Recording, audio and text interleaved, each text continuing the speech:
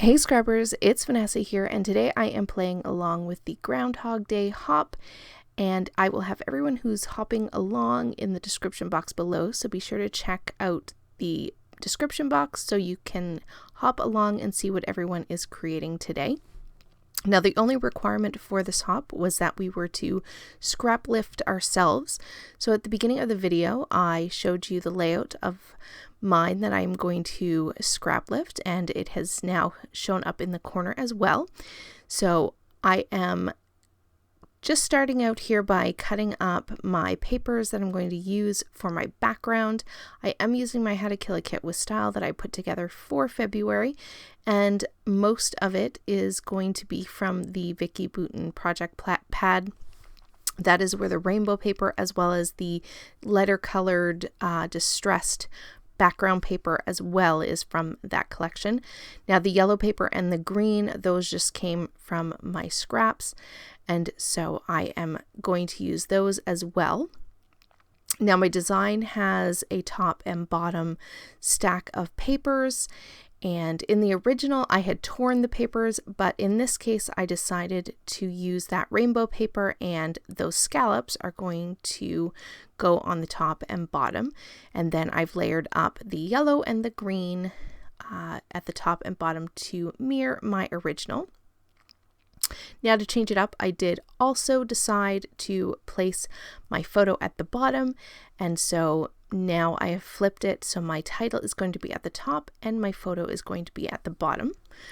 Once I had all of sort of my background pieces in place, I did go through my stash and I had pulled out a few bits and pieces that I could use for embellishing on this page. I also cut up some of the circles from the specialty paper that I had in my kit, and so I have those, and my goal for this one is to have my embellishments fall from the top right to the bottom left of the page, so in a diagonal, just like the original layout, except I have flipped it.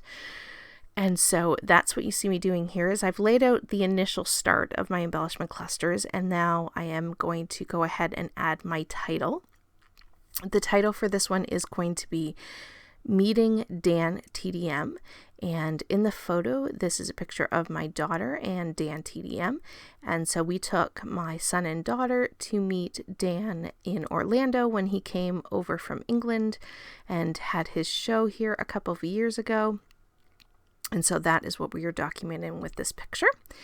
Now, once I went off camera and glued everything down, I am going to come back in with the rest of the bits and pieces that I pulled to add some finishing touches to this page. So I added a few puffy circles from an old Amy Tan puffy sticker sheet.